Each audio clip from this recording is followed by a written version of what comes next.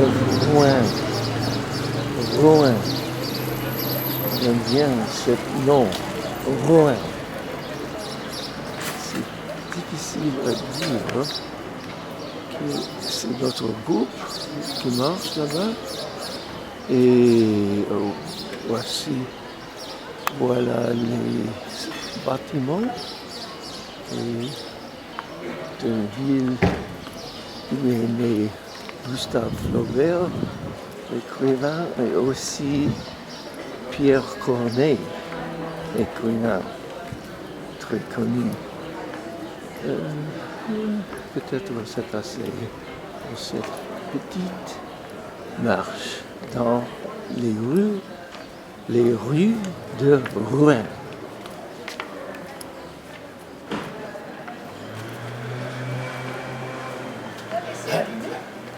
On va retirer l'étiquette aussi. Non, jusqu'au 19 juillet, c'est jusqu'à demain. Tu peux pas trop dresser, on dirait dans le bleu.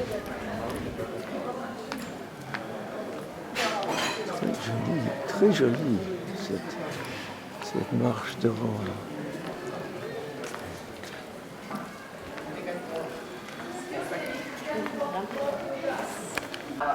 But otherwise water was not needed anymore, and it brought rats. And as it was the oldest and the most dilapidated part of the city authorities decided that it would be better for the Robec to stop going through the city because it was a nuisance. And so we made the Robec stop in the east, just at the entrance of the eastern entrance of the city, going under the boulevard to the river. And when this was renovated, people started to say, my God, it was a mistake. It was too late. Because one would have looked like Bruges or a little, well, it was a very small river, but nevertheless. So they dammed it up? In a little train, yes. The tourist train, yes.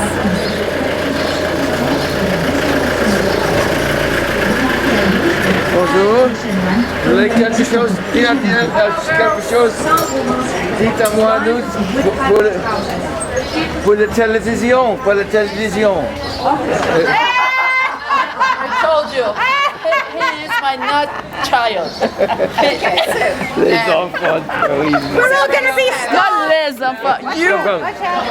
Please, a little discipline. Yeah, very good. Go. So this palace, the oldest part of the palace, was turned into the museum dedicated to Joan of Arc because the room, the empty window that is behind me, is where the religious tribunal was in the Middle Ages. So that's where the trial took place.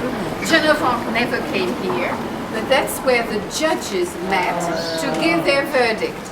The first plaque reminds you that in 1431, the 29th of May, in this palace, Joan of Arc there was a trial, and they said that Joan of Arc was to be summoned at the Old Market Square the next day.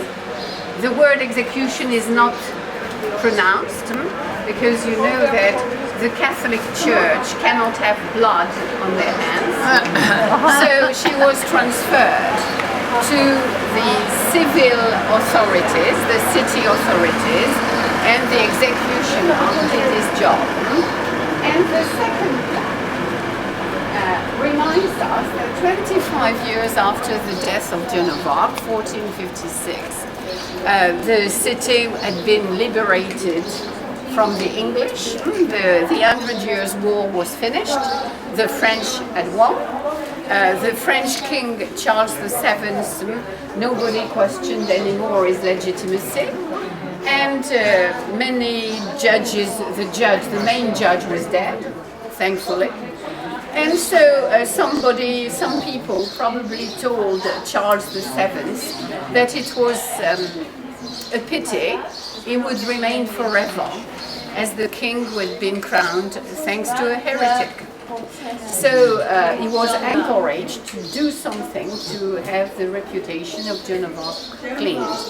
The only member of Joan of Arc's family that was a survivor, that had survived, was her mother. And so her mother was told that she should ask the Pope for a revision of the trial.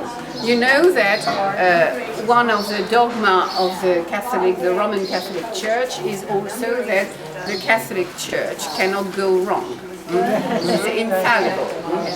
And so it is the only example in the history of the Church of a trial that was reopened. And this was thanks to the Archbishop of Rouan at the time. His name is mentioned here.